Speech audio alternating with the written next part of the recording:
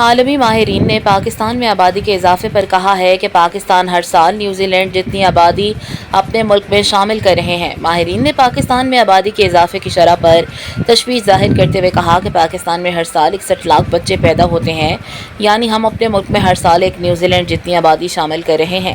ذرائع نے کہا کہ خطے میں اوسط شرح افزائش 2% جبکہ پاکستان کا فرٹیلٹی ریٹ 3.6% کے ساتھ خطے میں بلند ترین سطح پر ہے۔ ہم ہیلتھ کیئر نہیں سکھ کیئر پر کام کر رہے ہیں۔ چین اور بھارت نے آبادی پر قابو پایا، ہمیں بھی اس حوالے سے سنجیدگی سے اقدامات کرنے ہوں گے۔ ماہرین کا کہنا ہے کہ تیزی سے بڑھتی آبادی کے باعث پاکستان کا انفراسٹرکچر متاثر ہو رہا ہے۔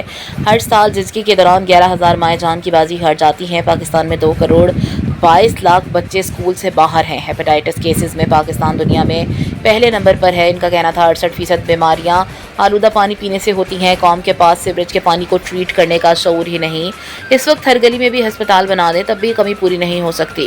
ہمارا صحت کا موجودہ نظام الٹ چل رہا ہے، اس پر مکمل نظر ثانی کی ضرورت ہے۔ بیماریوں سے بچاؤ پر توجہ دینا وقت کی اہم ضرورت ہے۔ وزیر صحت نے NFC ایوارڈ کی آبادی کی بنیاد پر تقسیم کا شیئر 50% تک محدود کیا جائے کیونکہ اس کی وجہ سے بلوچستان پیچھے رہ جاتا ہے۔ پاکستان میں 21 جولائی کو ہیلتھ کے فیس لیس سسٹم کا افتتاح ہوگا۔ اس سسٹم کے تحت پاکستان میں ویل چیئر سے لے کر MRI مشین تک کی امپورٹ بغیر انسانی رابطے کے ہو سکے گی۔